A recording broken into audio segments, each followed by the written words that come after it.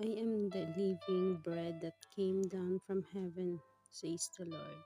Whoever eats this bread will live forever. John 6, verse 51. Gospel of the Day. John 6, verse 41 to 51. The Jews then murmured at him because he said, I am the bread which came down from heaven. They say, it's not this Jesus, the son of Joseph, whose father and mother we know. How does he now say, I have come down from heaven? Jesus answered to them, do not murmur among yourselves. No one can come to me unless the Father who sent me draws him, and I will raise him up at the last day. It is written in the prophets, and they shall all be taught by God. Everyone who has heard and learned from the Father comes to me. Not that anyone has seen the Father except me, who is from God. He has seen the Father.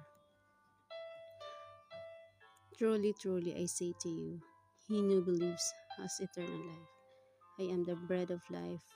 Your fathers ate the manna in the wilderness, and they died. This is the bread which comes down from heaven, that a man may eat of it and not die. I am the living bread which came down from heaven. If anyone eats, e- if anyone eats of this bread, he will live forever. And the bread which I shall give for life of the world is my flesh. Reflection. Jesus faced gossip and ridicule, especially when he taught about the Holy Eucharist, saying, I am the living bread that came down from heaven. Whoever eats this bread will live forever. Despite the profound nature of his teaching, people murmured again against him. This reaction continues today when we attend Mass disinterested or distracted, not fully appreciating the gift of consuming the body and blood of Christ.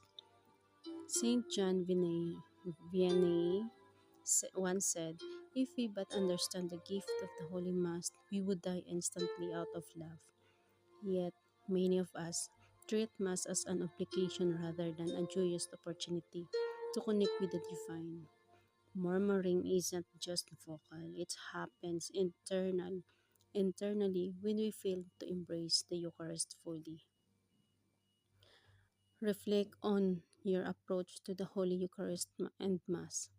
Is it a source of joy and spiritual longing or merely an obligation? If it feels more likely an obligation, you might be experiencing an internal murmuring against this precious gift.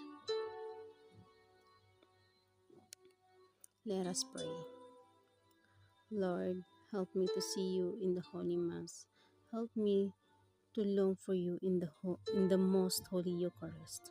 May I never lack proper faith and devotion. May I always be filled with a deep love for you, present in this sacred gift. Jesus, I trust in you. Amen.